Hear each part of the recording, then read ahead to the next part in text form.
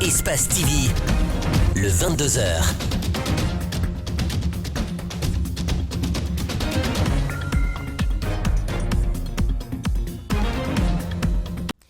Merci d'être des nôtres, vous êtes aux 22h, soyez les bienvenus, voici les titres du journal. Le cadre de concertation initié par le CNRD a débuté ce mardi. Partis politiques, coordination régionale et confessions religieuses se sont fait entendre par le nouveau dirigeant du pays, le colonel Mamadi Doumbouya. Premier contact plutôt satisfaisant selon les invités. Pendant ce temps, les passations de services au sein de l'administration se poursuivent à l'intérieur du pays. À Koya, l'ancien sous-préfet passe la main et le nouveau compte bien retrousser les manches. Et puis, projet Swapiti, les habitants impactés remettent la question de leur indemnisation sur table. Les 20 000 impactés demandent l'appui des nouvelles autorités pour être rétablis dans leurs droits.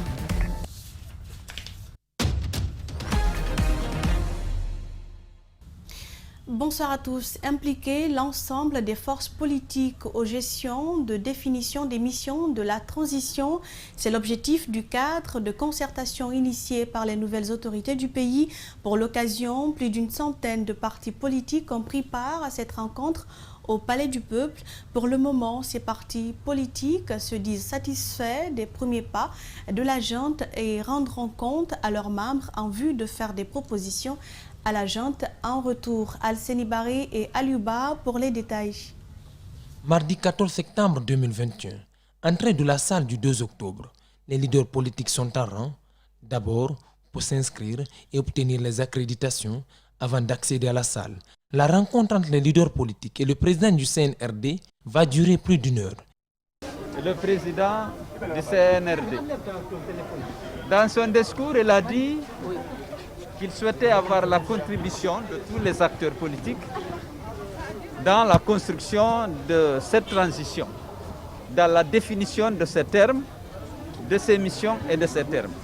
Les leaders disent être satisfaits de la rencontre. Nous avons promis d'apporter notre contribution à la mise en place des structures nécessaires à mener la transition jusqu'à son terme. Transition qui devra permettre bien sûr d'aboutir à des élections démocratiques qui soient acceptées par tous. Puisqu'il a dit qu'il souhaite que nous puissions travailler ensemble et que toutes les propositions qui seront faites dans la mesure où elles seront jugées cohérentes avec l'intérêt de la nation seront prises en compte. Et nous sommes satisfaits de pouvoir contribuer à la définition donc, des termes de cette transition. Plusieurs alliés de l'ancienne mouvance RPG Arc-en-Ciel ont participé à cette rencontre. Tous nourrissent un brin d'espoir et ont des propositions. Il faut qu'il y ait d'autres concertations. Il faut définir un cadre un peu plus organisé pour mener à bien les concertations dont il a été question. Nous attendons d'aller vers la base et pour pouvoir faire des propositions dans ce sens.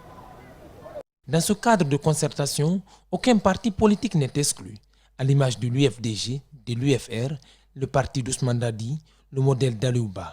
Tous militent pour l'intensification de ce genre de concertation. On s'est promis de se rencontrer très souvent. Le président colonel Doumbouya veut travailler avec tout le monde. Il ne veut laisser personne. Les partis qui ont un seul militant, les partis qui ont des millions de personnes, nous allons tous ensemble travailler pour le développement et le rassemblement du pays. Aucune rencontre n'est pour le moment annoncée avec les partis politiques. En attendant, les différentes mouvances vont se concerter pour faire des propositions à la junte.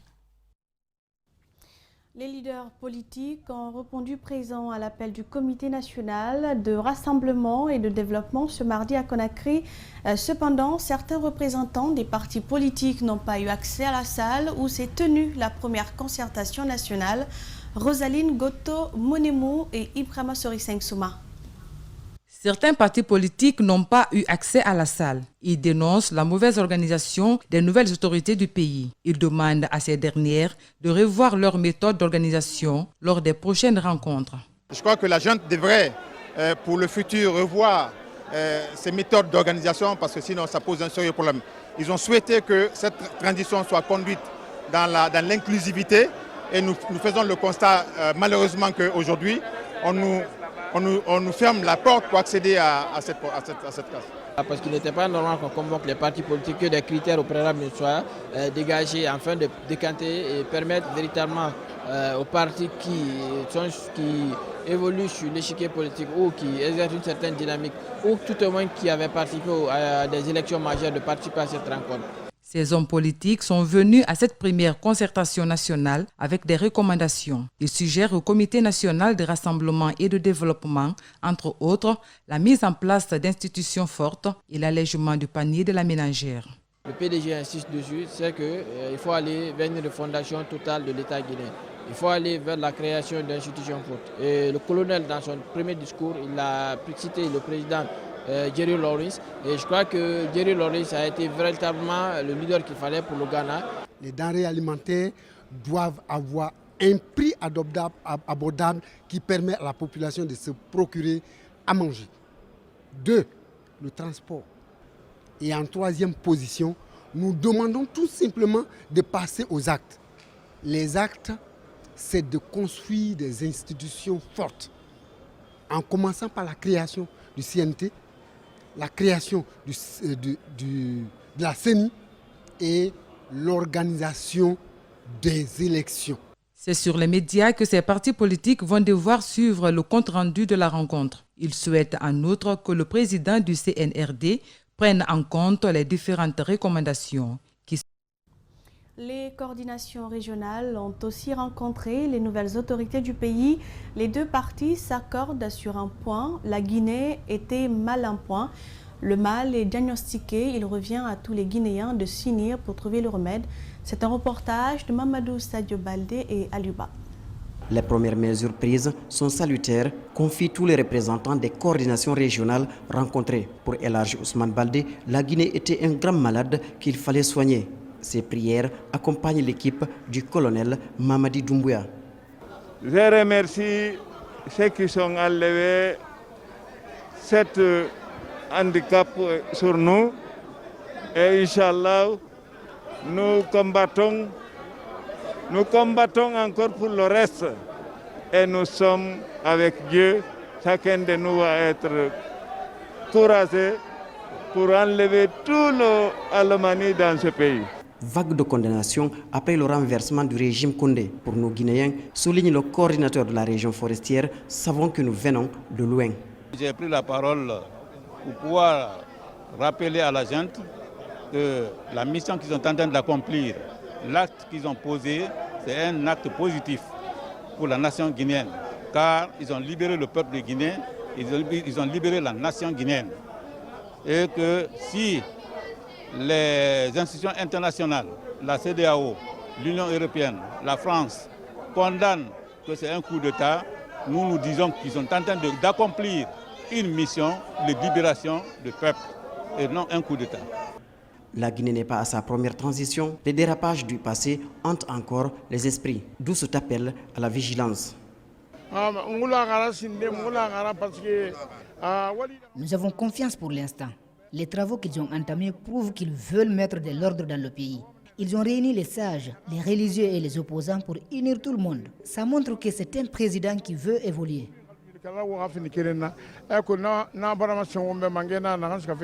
Le CNRD doit faire son travail. Il revient à chaque fils et fille du pays à ajouter du sien pour construire un véritable état de droit, conclut Ousmane Baldé.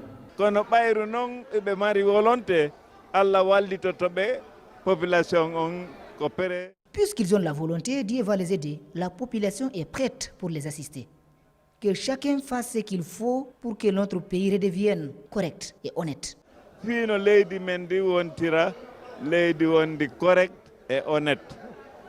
Cette première journée de rencontre est terminée avec les confessions religieuses. Le coup d'État militaire du 5 septembre dernier est une libération pour le peuple de Guinée. Ce sont les propos de Hawing, du président de l'Alliance démocratique de Guinée, Hawing Guillaume, d'y avoir prévenu l'ancien président Alpha Condé en vain. Il devrait imiter Nelson Mandela comme il l'avait promis au départ.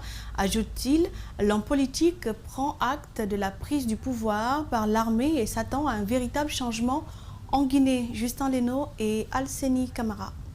Nous prions en tout cas Dieu que la junte réussisse là où les autres ont échoué. Ce coup d'État militaire, le président de l'Alliance démocratique de Guinée l'a qualifié ce lundi de libération. Celui qui a fait le coup d'État, nous le connaissons. Nous avons connu ici en Guinée un coup d'État constitutionnel et les militaires sont venus rectifier le tir. Donc ce n'est nullement un coup d'État, c'est un coup de rectification, un coup de libération.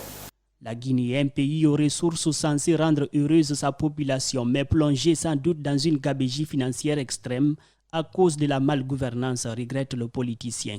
Ce que nous attendons de la junte militaire, c'est l'homme qu'il faut à la place qu'il faut. Une CENI technique. Nous avons un mauvais souvenir des CENI politiques. Donc nous recommandons à la junte militaire de mettre en place une CENI technique pour ne pas retomber dans les mêmes erreurs. Nous recommandons à la junte militaire de rendre à César ce qui appartient à César, c'est-à-dire les hommes qu'il faut à la place qu'il faut. Les débuts de Mamadi Doumbouya sont vivement salués par l'Alliance démocratique de Guinée qui s'attend à ce que désormais des comptes soient publiquement rendus. Ils ont l'air de savoir ce qu'ils veulent. Ils ont l'air de comprendre les choses. Ils ne sont pas trop bavards. Ça, c'est très bon dans la prise de décision. Quand tu réfléchis, quand tu sais ce que tu veux, quand tu sais là où tu viens, quand tu sais là où tu dois aller, avant de prendre une décision, à l'ADG, nous estimons que ce n'est pas mauvais et que pour nous, nous disons bien, pour nous prions en tout cas Dieu que la junte réussisse là où les autres ont échoué. Awin Guillaume, reconnu pour ses efforts dans le système éducatif guinéen, notamment dans les mathématiques, s'est reconverti en politicien pour, dit-il, contribuer au développement de son pays. Toutefois, il n'a pas participé à l'élection présidentielle du 18 octobre 2020 à cause de la candidature d'Alpha Condé, a-t-il expliqué. Après le départ inattendu de ce dernier, il s'attend à un changement en Guinée. Depuis la prise du pouvoir par la junte militaire en Guinée, des réactions se multiplient à travers la cité. C'est le cas notamment du bureau exécutif de la jeunesse guinéenne au service du développement qui, à travers une déclaration rendue publique ce lundi, a aussi salué cette initiative du CNRD. Parlant des concertations lancées par la junte, un leader politique a exprimé également sa position. Dunamou Togba invite le colonel Mamadi Doumbouya à plus de vigilance, à plus de précision avec Aminata Massiré Bangoura et Djibril Kabak Kamara. Le bureau exécutif de la jeunesse guinéenne au service du développement a aussi, à travers une déclaration, pris acte de la prise du pouvoir par la junte. Il salue ce coup de force, mais aussi les premiers actes déjà posés sur le terrain. La jeunesse guinéenne au service du développement salue les déclarations et actes posés jusqu'ici qui cadrent parfaitement avec les objectifs de la JGSD, qui sont la libération de tous les prisonniers politiques en respectant toute la procédure judiciaire, la recherche d'une cohésion nationale inclusive pour notamment une lutte énergique en vue du développement durable. Le bureau exécutif de la jeunesse guinéenne au service du développement a également mis cette occasion à profit pour inviter les nouvelles autorités du pays à établir une justice équitable. La jeunesse guinéenne au service du développement demande au CNRD de veiller scrupuleusement à l'intégrité physique et morale de l'ex-président et de tous les dignitaires de son régime. La JSD invite le CNRD à faire toute la lumière sur tous les crimes physiques et économiques commis sous l'ancien régime. Pour mener à bien cette transition, le nouvel homme fort Mamadi Doumbouya entame ce mardi une concertation avec les acteurs sociopolitiques du pays. Pour le président du parti Nouvelle Vision, la junte doit être beaucoup plus vigilante, notamment à l'endroit des partis fictifs. Il y a certains partis politiques qui pensent aujourd'hui que c'est vraiment une opportunité, il y a un gâteau sur la table à partager. J'estime qu'il faut qu'ils prêtent attention. Ceux qui ont au moins participé à une élection, que ce soit une élection communale, législative ou présidentielle, ces partis-là qui sont actifs, qui travaillent sur le terrain, je pense qu'il s'agit de ces partis-là. Ces acteurs politiques et de la société civile invitent également la junte militaire de répondre à l'attente des populations, mais aussi et surtout de ne pas se laisser distraire par les mouvements de soutien et les querelles d'ego. Les premiers actes posés par la junte militaire depuis leur prise de pouvoir sont-ils salués par les citoyens? Jusque-là, aucune déception, disent-ils. Leur démarche promet des réformes sérieuses dans le pays pour le bonheur des Guinéens. Malik Sangiana Kamara et André Mossi-Milimono. À la suite des annonces, ce sont des actes qui sont posés par la junte militaire depuis la prise du pouvoir le dimanche 5 septembre. Démantèlement des PA sous l'axe Le Prince, retrait des passeports, le gel des comptes bancaires des hauts dignitaires du régime Condé et le retrait de leurs véhicules de commandement, autant d'actions concrétisées par le colonel Doumbouya et son équipe pour annoncer une nouvelle ère en Guinée. La libération des acteurs politiques est un acte majeur. Aujourd'hui, à l'instant, ils sont en train de se concerter avec les forces vives au palais. C'est des actes forts. Donc les numéros verts aussi sont les bienvenus. Le numéro vert 100 mis à la disposition de la population est valable pour tous les opérateurs de téléphonie. L'objectif est de dénoncer les bavures des militaires et ceux des services de sécurité par les citoyens. Même nous les motards qui travaillent, les policiers nous prenaient n'importe comment. Ils te demandent, tu es en règle, tu peux lui montrer les papiers, il prend comme il veut. Coup d'état militaire en Guinée est intervenu à un moment où le clanisme battait son plein au sein de l'administration, dénonce ce jeune. Réunir toutes les forces vives du pays, pour lui, est à saluer. Donc, sur wati, là. Maintenant, même bento leader politique ou taouluma, en Europe,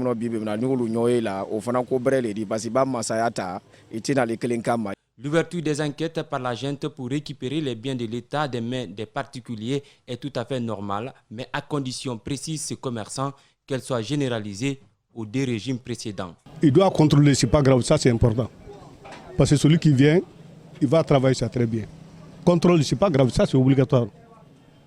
S'il fait le audit, si c'est le problème de l'audit en Guinée, il n'est qu'à commencer le temps de compter. Plus d'une semaine d'exercice du pouvoir par les militaires, jusqu'à présent le pays n'a pas de gouvernement. Une impatience qui commence à se faire sentir et suscite des interrogations. À quand la nomination du nouveau gouvernement? Pour le moment, aucune proposition officielle n'est faite sur cette question. Comme annoncé par le CNRD, les passations de services se poursuivent au sein de l'administration guinéenne. Ce mardi à Wankifong, dans la préfecture de Koya, l'ancien sous-préfet Bafodé Bangoura a été remplacé par Mamadou Kourouma. Le nouveau préfet s'est réjoui de la confiance portée sur sa personne par le colonel Mamadi Doumbouya et promet de bien travailler. Makissa Kamara commente les images de Ibrahim Soriseng Souma. Suivez.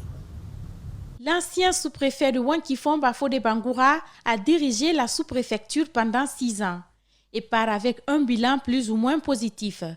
Pour le maire, c'est un sentiment de joie cette belle initiative des nouvelles autorités. Ils accueillent le nouveau sous-préfet avec fierté. C'est un sentiment de fierté, de joie que nous vivons aujourd'hui. Cette initiative, la rencontre vient de monsieur le nouveau sous-préfet de Wankifong. Vous avez vu l'engouement de toute la population de Wankifong. Le nouveau sous-préfet Mamadou Kourouma était jusqu'ici le commandant de la brigade de gendarmerie de Wankifong. Il se sent heureux de la confiance portée sur sa personne par le colonel Mamadi Doumbouya et promet de répondre aux attentes des nouvelles autorités et surtout renforcer la cohésion sociale. Cette rencontre ce matin, c'est juste une prise de contact. On se réunit juste pour avoir une idée ensemble comment gérer les choses, pour avoir comment le développement de Wankifong va aller. Et la paix, surtout la cohésion social. Et ce que je vais dire aux citoyens de Wankifong, d'être dans l'esprit des nouvelles autorités.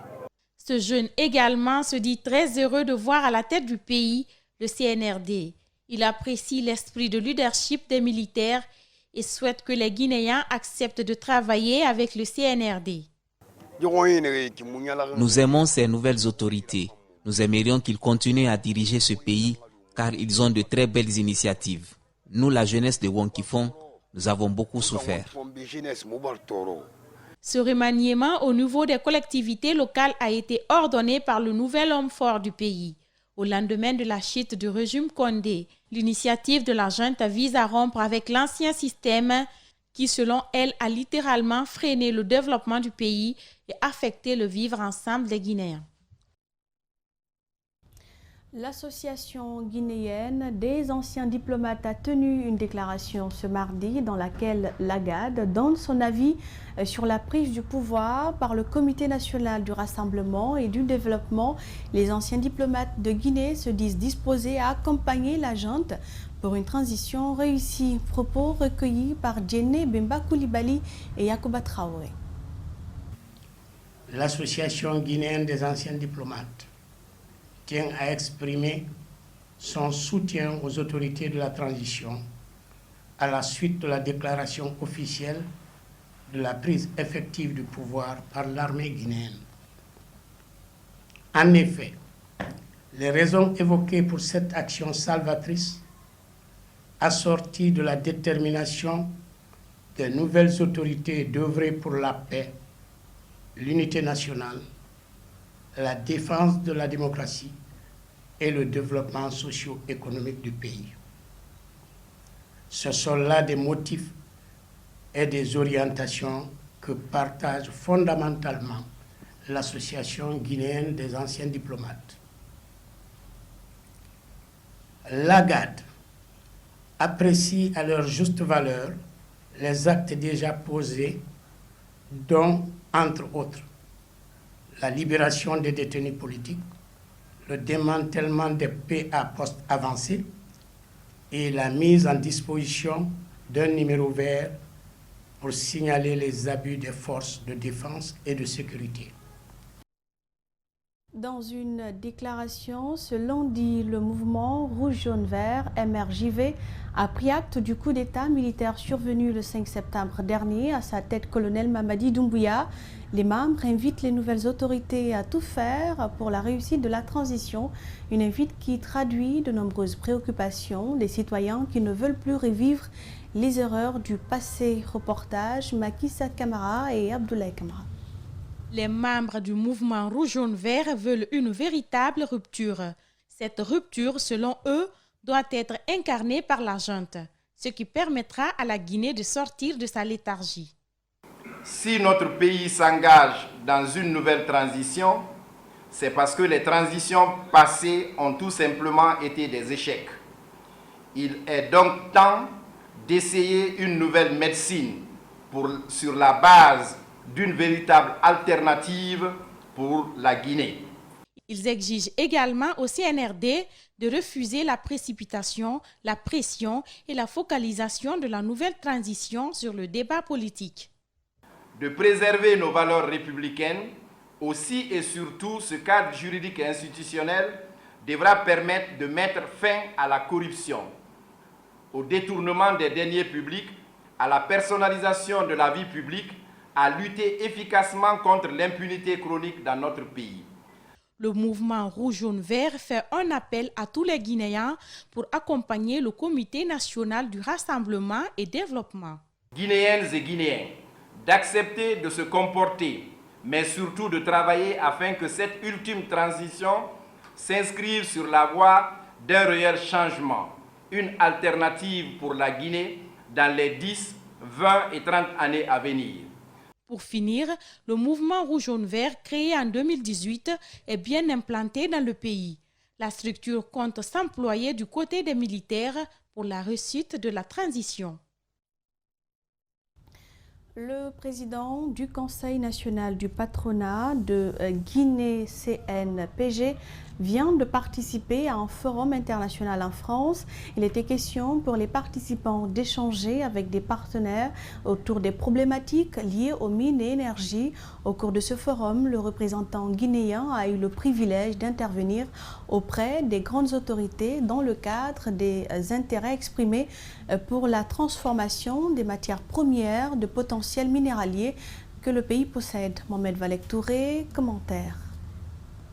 L'intéressement de la Guinée à ce projet a conduit à un rêve de partenariat exprimé dans un cadre financier.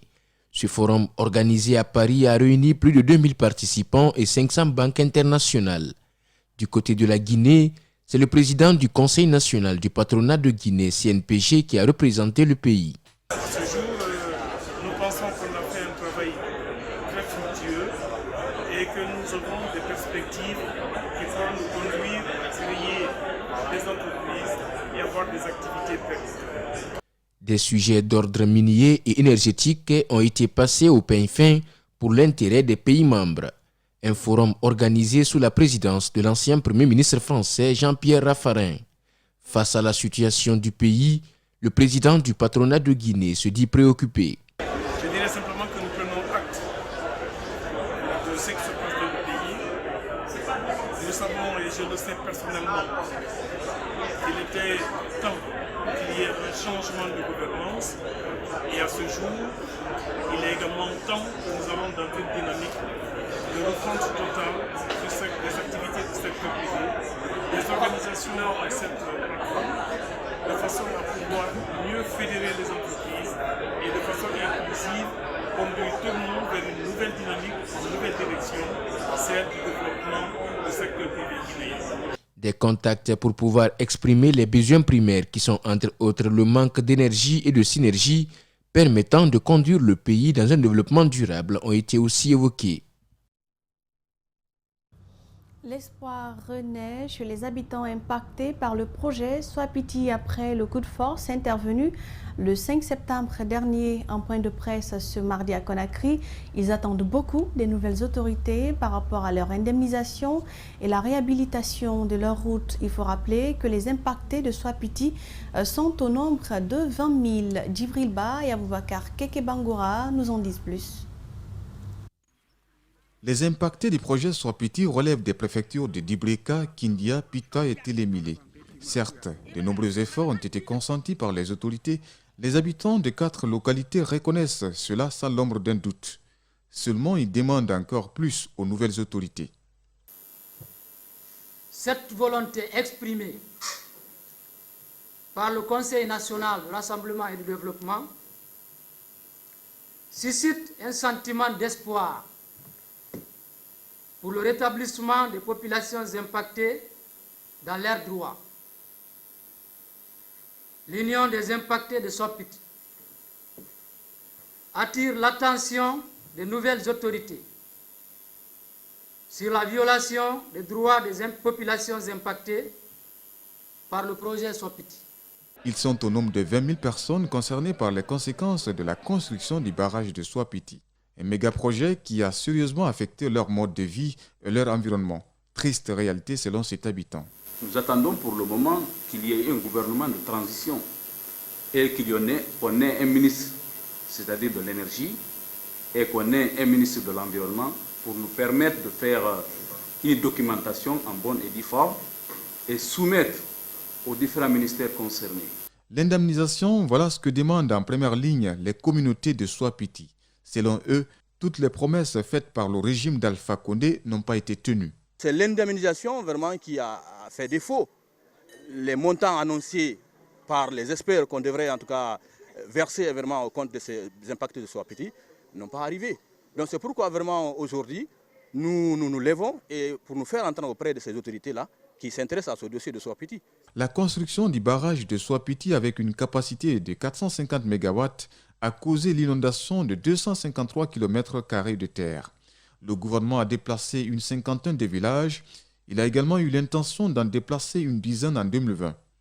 Selon de nombreux défenseurs des droits humains, le besoin urgent de la Guinée en électricité plus fiable ne devrait pas être une excuse pour porter atteinte aux droits des personnes déplacées par le barrage de Soapiti. Le gouvernement guinéen devrait veiller à ce que les communautés déplacées aient accès aux terres et aux ressources dont elles ont besoin pour refaire leur vie. La cherté des prix de certains denrées alimentaires et produits locaux devient de plus en plus inquiétante dans la commune urbaine de Boké. Selon les acteurs concernés, cette situation est due à la rareté des produits agricoles et le manque de terres cultivables. On accuse par ailleurs la forte présence des sociétés minières opérant dans la région depuis plusieurs années. Reportage Oumar Sori Kamara, Aïssatou Kesso Diallo et Salifouli Fossissé. Dans cette ville de l'Or-Vert, les produits locaux connaissent une flambée inquiétante des prix. Du marché des hangars en passant par la gare routière de 400 bâtiments, les réalités sont tout autres entre vendeurs et acheteurs.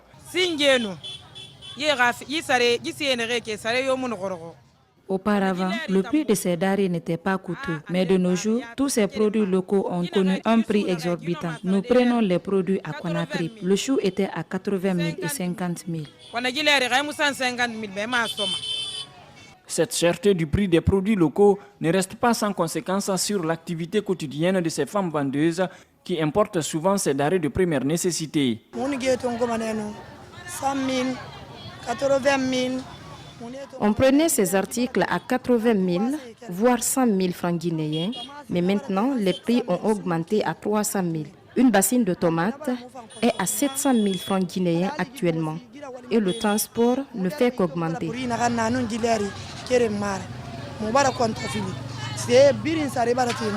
Autrefois considérée comme le grenier du pays, cette ville minière décrétée zone économique spéciale ne manquait de rien. La dégradation poussée de ces voiries urbaines et l'augmentation du prix des produits pétroliers constituent de nos jours les facteurs justifiant la cherté de ces articles.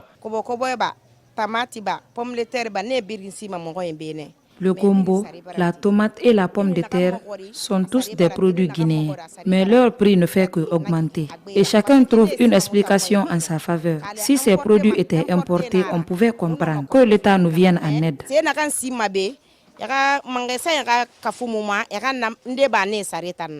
Le président de la Chambre régionale de commerce, d'industrie et artisanat de Boké invite le gouvernement à se pencher sur la réouverture des frontières terrestres afin d'apporter un équilibre sur le panier de la ménagère. Boké était un grand centre de commercialisation. À l'époque, l'arachide, le riz local, le rouge, ça c'était à flot à Boké. Guinée-Bissau, leur production en arachide et en riz local, l'écoulement c'était à Boké. C'était le centre de commercialisation à l'époque. Cette augmentation fantaisiste du prix des aliments et produits locaux doit attirer l'attention des nouvelles autorités de la préfecture de Boké. Et tout autre sujet dans ce journal, retrouver le plaisir sexuel après l'accouchement est très compliqué chez la femme africaine, notamment guinéenne. Cela serait dû au fait du manque de communication sur le sujet. Dans nos sociétés, le problème est tabou, mais une communication pourrait permettre un changement de comportement pour favoriser l'émancipation au sein des couples. Alors comment retrouver le chemin de plaisir après l'accouchement? Élément de réponse avec Fatoumata Bintabari et Ibrahima Souma qui se sont intéressés au sujet. Voici le reportage. Y a-t-il une date fixe pour reprendre les relations intimes avec son conjoint après l'accouchement? En Guinée, difficile de répondre à cette question en raison du tabou persistant sur le sexe. Cette femme qu'on a choisi d'appeler Aïssatou est une mère.